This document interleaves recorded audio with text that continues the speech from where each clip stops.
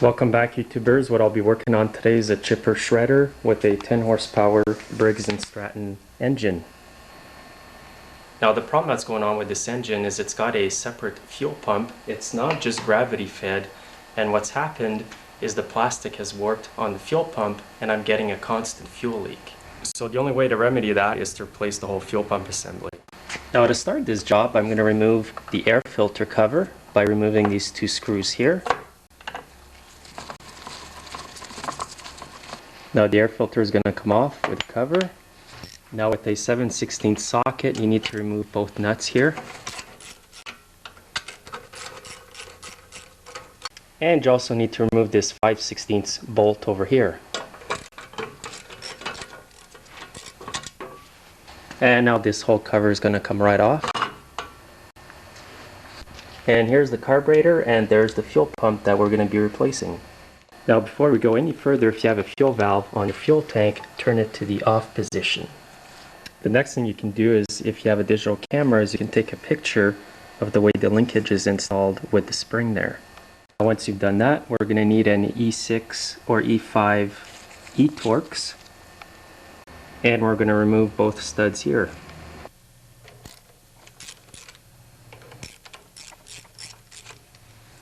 There's a gasket here that's going to come off. And unscrew the studs completely.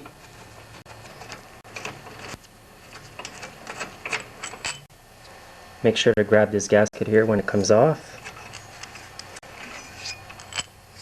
Now we can remove the linkage on the carburetor just by moving it up like this.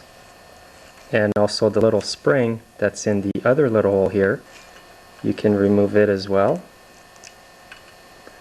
Now you can leave the linkage sitting over here and make sure it doesn't fall off.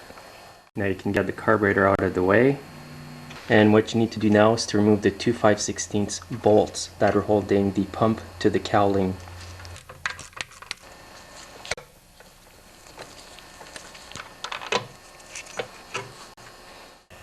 Now once you get the pump off like this, you're going to notice that there's 3 fuel lines going to there. You want to make sure that when you put the new pump on, you get them back in the same order. So you can mark these lines or make a note on the pump here to remember which one goes where. Or what you can do too is grab the new fuel pump, and that is part number 692026 from Briggs. Take off one line at a time and hook it up on the new pump one at a time so you'll be sure you get them on right. So I'm going to start with the top line over here. First I'll have to remove the spring-loaded clip.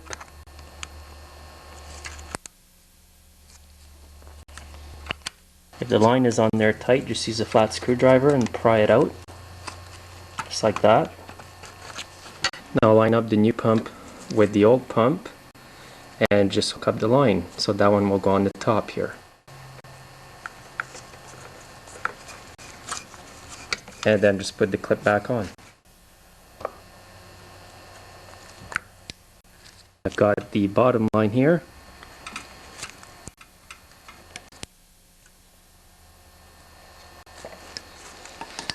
Now the last line left is the one that goes to the carb, and I'll just unhook this one and then hook it onto the pump. Now once you've got the fuel lines all hooked up, you can secure the pump back to the cowling, and I'll tighten up the two 5/16 bolts.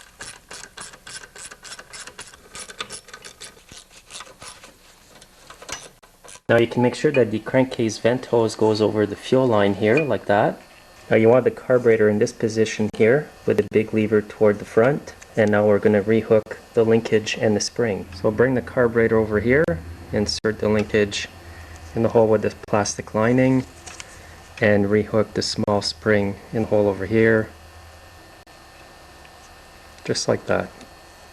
Now insert the studs in the carburetor holes. Make sure you've got this gasket on over here between the manifold and the carb. Now insert the other stud.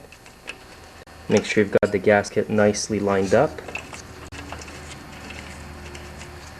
Now you're going to need the E-Torx socket to tighten these studs up.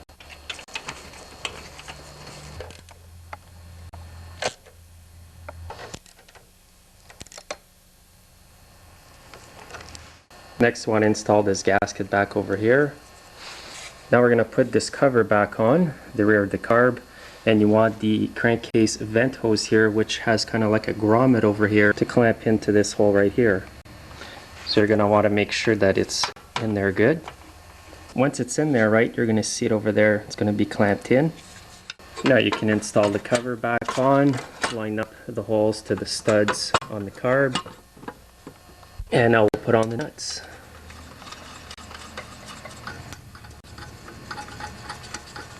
And put on the 5/16 bolt over here.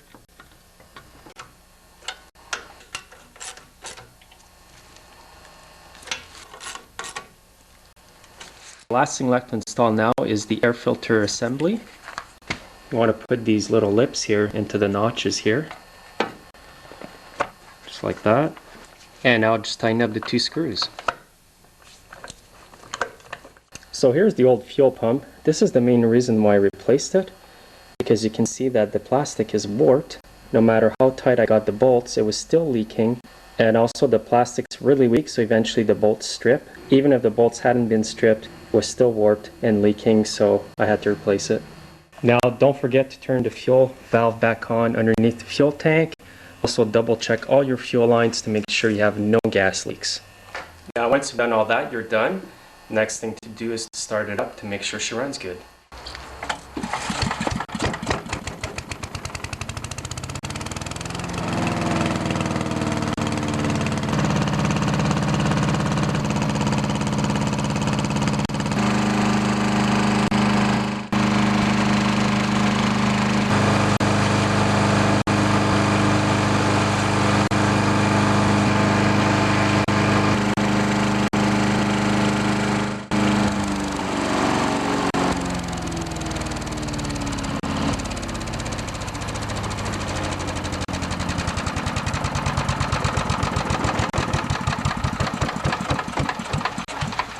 Anyways, it runs good. It's running out here, so I'm going to go back in and we'll see you in my next videos. Take care now.